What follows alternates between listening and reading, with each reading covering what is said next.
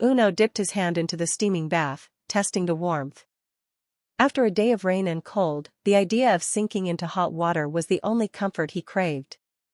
He stripped off his damp shirt, setting it over the chair, when the faint sound of the door creaking made him turn. Aira stood in the doorway, her hair damp from the drizzle outside, her dress clinging lightly to her skin. She smiled faintly, though her eyes carried the exhaustion of the stormy night. "You're going to use the bath?" she asked softly. Uno gave a small nod. "I thought I would. There's still enough water left." She stepped inside, closing the door behind her. "Then, perhaps I should, too. The supply's nearly gone after this storm. Better we share than waste it." For a moment, they simply looked at each other, the silence heavy with an unspoken tension. Then Uno nodded, gesturing toward the tub. As Aira slipped her damp shawl from her shoulders, Uno averted his eyes, but not quickly enough. The glow of the lantern lit her features, the curve of her neck, the way her damp hair clung to her skin. She slid into the water opposite him, a small shiver escaping her lips as the warmth met her chilled body. They sat facing one another, the water rippling softly between them. "It feels strange," she admitted, her eyes lowered. "Sharing a bath like this." Uno's voice was low, steady. "Strange doesn't mean wrong." Aira's lips curved faintly, though her gaze remained shy. "You always know what to say." Before Uno could respond, the door creaked again. Lyra stood there, her eyes widening as she took in the sight, her brother in the bath, Aira sitting close across from him, cheeks flushed. She froze, her hand tightening on the frame.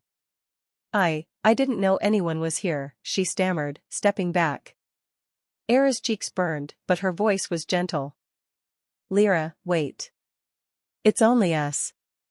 The storm has left little water. We didn't mean for you to see." Uno's jaw tightened, his gaze flicking from his sister to Aira. "Perhaps she should." But Aira interrupted softly, "She's family. There's no need for shame." Lyra hesitated, her gaze lingering longer than it should have. Something flickered in her eyes, curiosity, conflict, a hunger she tried to mask. She nodded slowly, her voice unsteady. "If you're sure." Minutes passed as they spoke in quiet tones, the warmth of the water softening their voices, lowering their guards. Finally, after a silence too heavy to ignore, Aira looked at Lyra and said softly, "There's space enough. You can join us, if you wish." Uno turned sharply. "Aira." But Lyra's lips curved faintly, testing the weight of the invitation. Slowly, almost deliberately, she untied the sash of her robe. The fabric slid down her arms, falling to the floor. Uno's breath caught despite himself, his eyes darting away before returning unwillingly. He had never seen her so exposed, so unguarded. Aira's gaze flickered between them, her own chest rising and falling faster. She whispered, "It's only a bath." Lyra stepped forward, her bare feet silent on the wooden floor. She slipped into the tub, the water rippling as she settled beside them. For a long moment, none of them spoke. Steam curled around their faces, droplets sliding down their skin. Then Aira reached for Lyra's hand beneath the water, squeezing gently.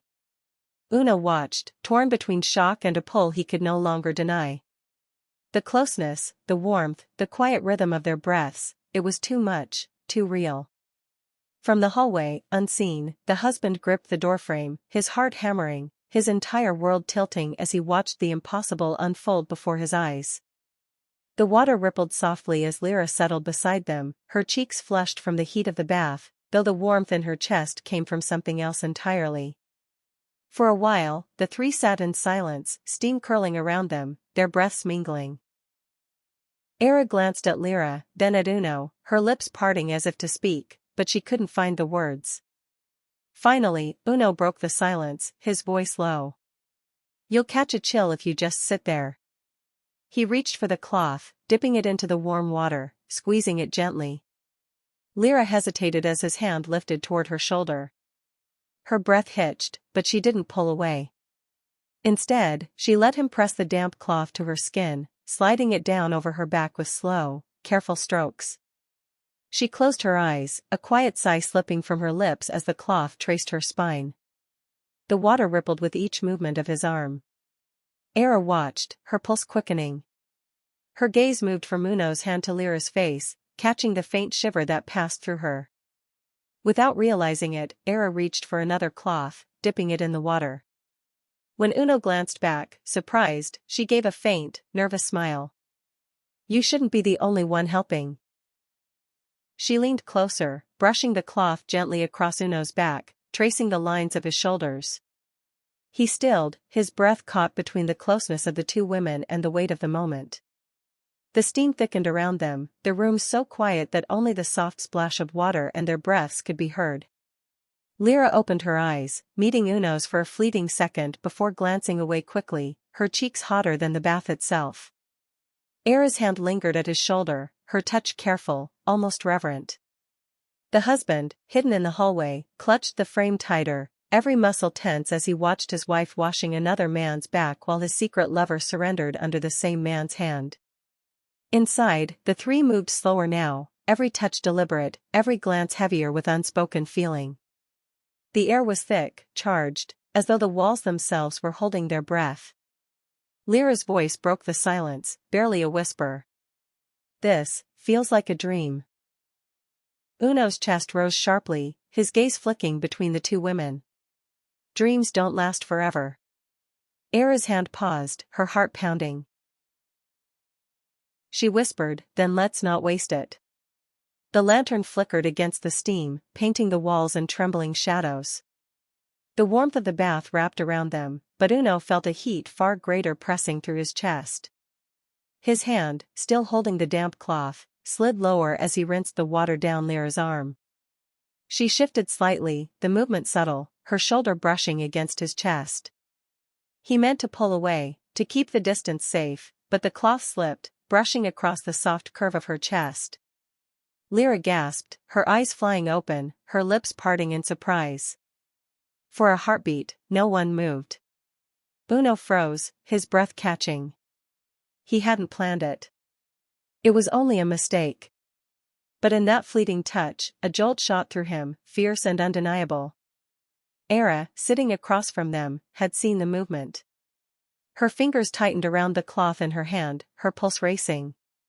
She opened her mouth to speak, but stopped when she saw Uno's face. Because in his eyes was not shame alone. It was longing. Realization. Uno's chest rose and fell heavily as he pulled his hand back slowly, his voice rough. "I shouldn't have." But Lyra's hand caught his wrist under the water, holding it there. Her eyes, wide and shimmering, searched his face, torn between shock and something else she couldn't name. "You didn't mean to," she whispered. "But maybe you needed to." The air grew heavier, the three of them suspended in silence, steam curling around like a curtain hiding them from the world. From the hallway, the husband's grip on the frame trembled violently. His breath came in ragged bursts as he watched his wife's stranger, his wife's protector, touching the woman he thought was his alone. And worse, neither woman had pulled away. Inside, Uno's thoughts spun out of control. He had told himself he could resist, that he could hold the line. But in that accidental touch, he had felt the truth. What he was missing, what he could no longer ignore. He looked from Lyra to Aira, his voice barely more than a whisper. "This changes everything." The blanket was warm, almost too warm, but none of them moved away. The closeness was suffocating and intoxicating all at once. Uno's breaths came slow and heavy, his heart thundering against his ribs as he tried to steady himself. Aira shifted first. Her head rested lightly against his shoulder, the damp ends of her hair leaving tiny droplets against his shirt. She didn't speak at once, but when she finally did, her voice was low, trembling with emotions too tangled to separate. "Do you ever feel," she whispered, "like the world is testing you? As if you're being pulled somewhere you know you shouldn't go, but you can't stop?" Uno's chest tightened. He turned his head slightly, his lips brushing her hair as he murmured back, "Every moment since I stepped into this house." Lyra's breath caught audibly.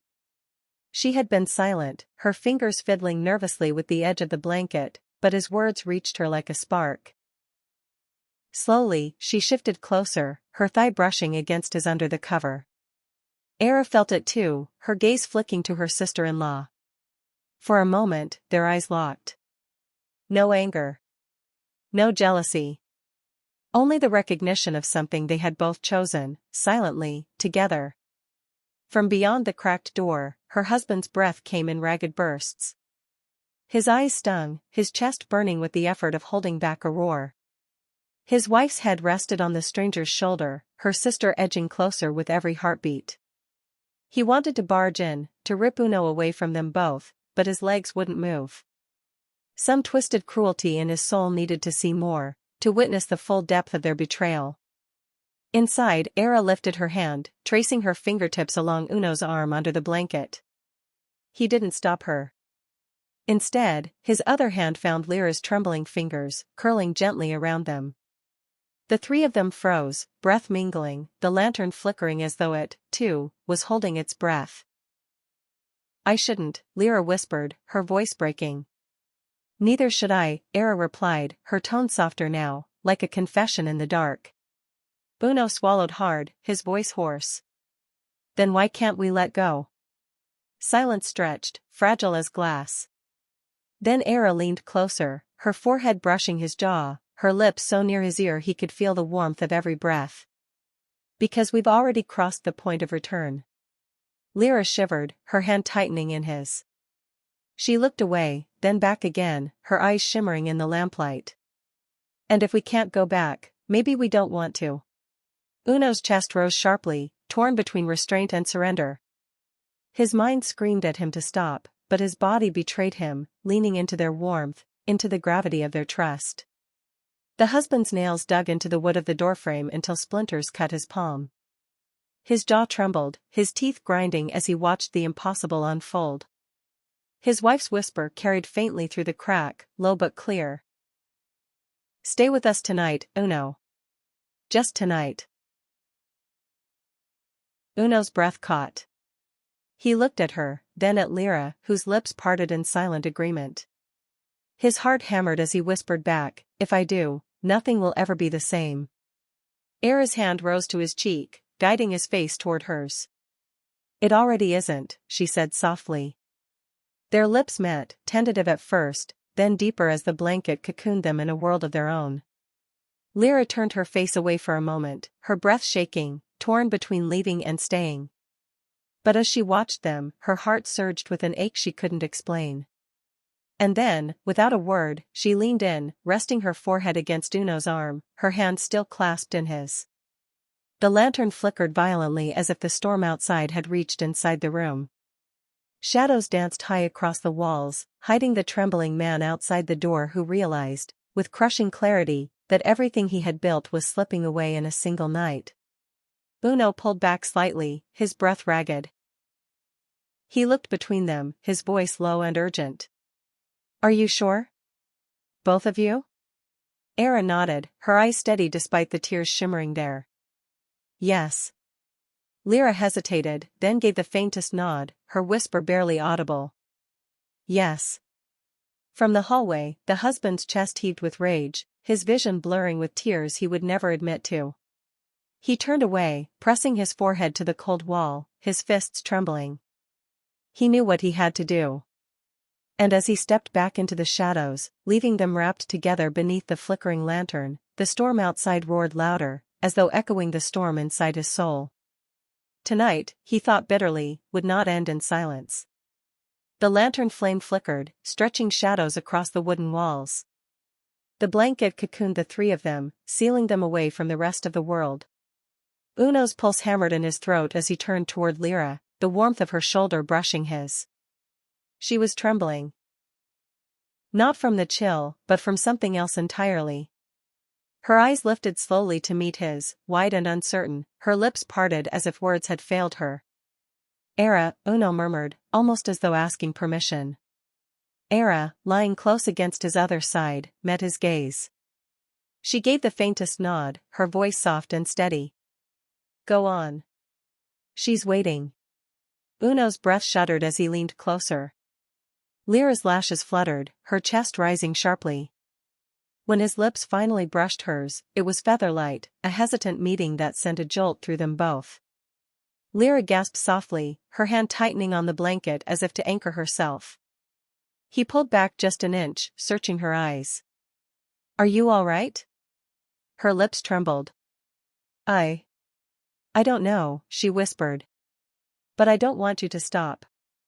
Aira's hand came gently to Lyra's back, stroking in soothing circles. "Breathe," she whispered to her sister-in-law, her voice tender. "Let it happen slowly. Trust him."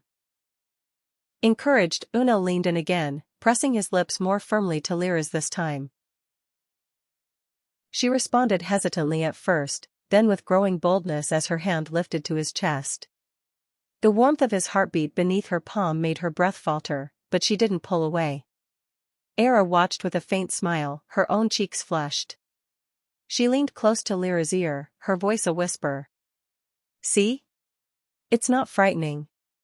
Just follow your heart. Let yourself feel." Lyra whimpered softly, her eyes closing as she returned Uno's kiss more surely. Her fingers curled into his shirt, her body relaxing little by little beneath the blanket's warmth. Uno's chest ached with the gentleness of it, with the trust she was placing in him. He moved slowly, deliberately, as though every kiss were a vow not to rush her. The husband's breath caught outside the door, his eyes narrowing at the sight through the crack. His knuckles whitened where he gripped the frame, veins straining under his skin. Lyra too? The thought burned through him like acid. The betrayal doubled, twisting the knife deeper.